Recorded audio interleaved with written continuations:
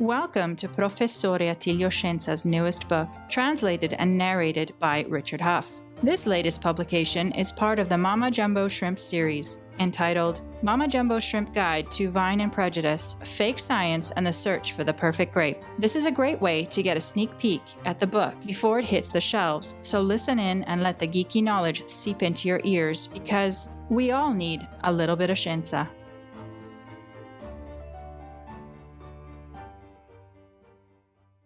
Chapter 9: The American Plague, Crisis and Resolution. In the decades between the 19th and 20th centuries, agricultural research expanded significantly in various European countries. Spurred on by Mendelism, biometrics, and De Vries-inspired mutationism, this included the establishment of innovative laboratories and agricultural colleges. Breakthroughs in the field of genetics were increasingly important for the development of new hybrids, which had both a scientific and commercial significance. Various empirical laws of agriculture are used in physiology and genetics to orientate oneself in the context of basic scientific investigation, using knowledge or explanatory metaphors, often borrowed from fieldwork, such as crossing, variety, and selection. Those who work in the field have different expectations depending on their background, interests, and points of view. The technicians of the experimental stations and agricultural schools, more directly involved in its practical application, approached hybridization not merely as a scientific problem, but above all as a practical mechanism for creating new plant varieties with improved productivity. More detached observers regarded hybridization primarily as a scientific problem, and only as an afterthought did they consider the economic perspective.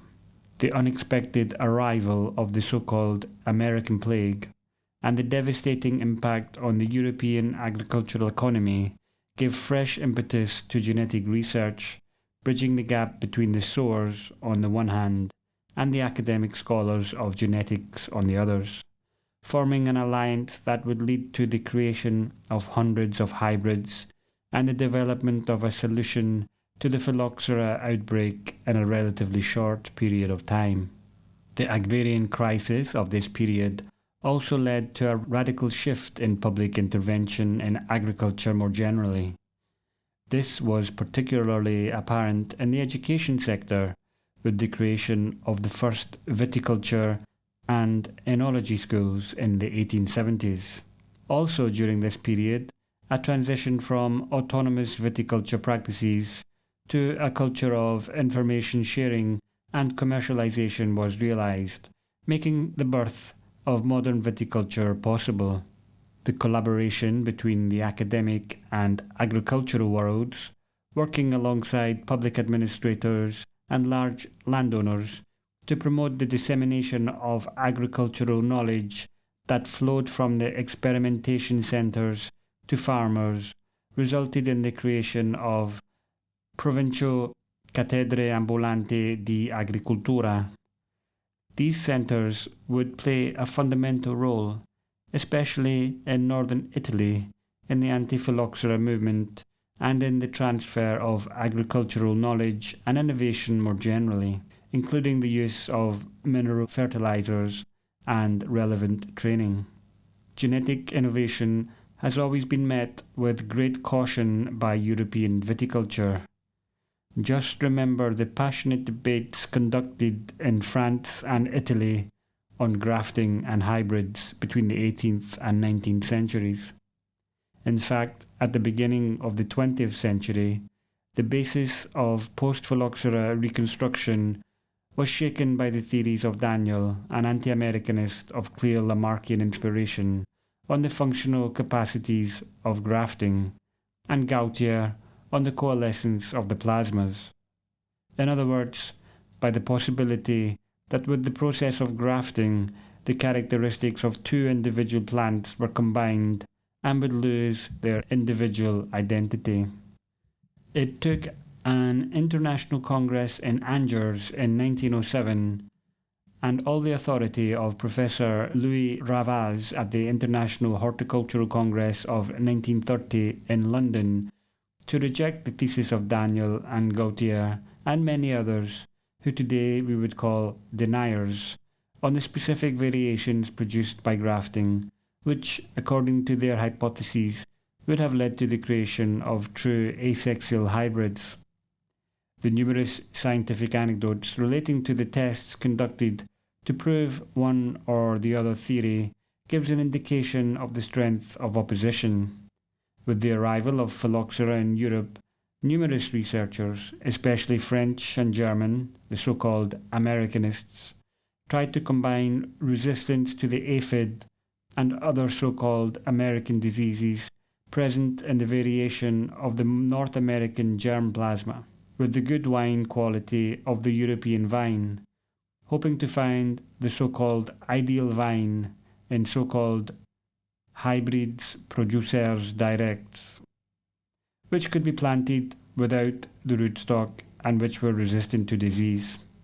The first vines brought from America were some natural hybrids, such as Isabella, Noah, Elivra, York Madeira, the so-called hybrids of the ancient catalogues, which produced grapes with a distinctly foxy taste, not appreciated by the European consumer. An intense program of artificial hybridization then began, which led to the creation of new direct producer hybrids.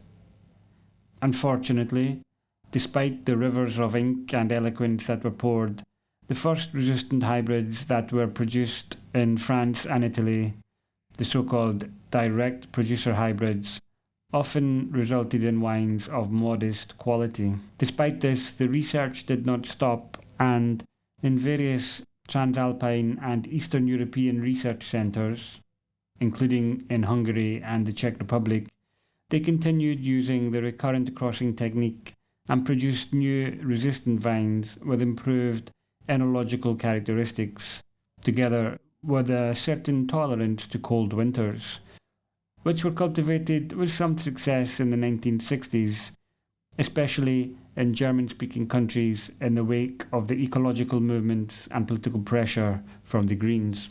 In Mediterranean countries with stronger cultural roots, these new vines were labelled a form of unfair competition because they gave the colder and less suitable areas of Europe a certain competitive advantage that was difficult to overcome. Italian Wine Podcast. Cin Cin with Italian wine people.